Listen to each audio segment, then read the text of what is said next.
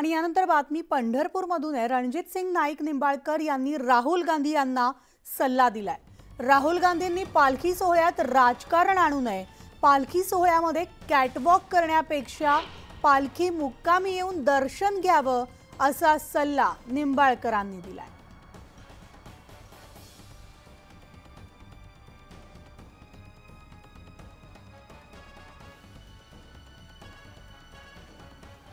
सुद्धा भारतीय जनता पार्टीचे नेते याचा वारकरी संप्रदायाचा राजकारणासाठी उपयोग करत नाही, पण काही लोकांना राजकारणाला कुठला प्लॅटफॉर्म वापरायचा, संतांचा प्लॅटफॉर्म सुद्धा राजकारणाला वापरायचा का, हा सुद्धा या लोकांना काही सुचत नाही। आणि अशा पद्धतीने या पालखी सोहळ्याला कुठं डाग लागू नये।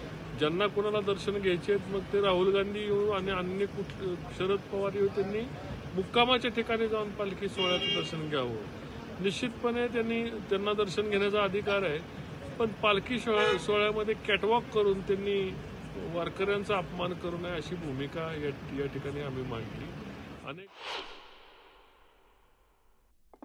आणि याविषयीचे अपडेट जाणून घेणार आहोत। आमचे प्रतिनिधी वीरेंद्र उत्पात आपल्यासोबत आहेत। वीरेंद्र, रणजित सिंग नाईक निंबाळकरांनी म्हटलेले की राहुल गांधी यांनी पालखी सोहळ्यामध्ये कॅटवॉक करू नये, त्यापेक्षा त्यांनी मुक्कामी येऊन दर्शन घ्यावं असं म्हटलेलं आहे। मनाली राहुल गांधी यांना शरद पवार यांच्या सोबत खासदार धैर्यशील मोहिते पाटील यांनी पालखी सोहळ्यामध्ये सामील होण्याचं निमंत्रण दिलं होतं, बोलवलं होतं।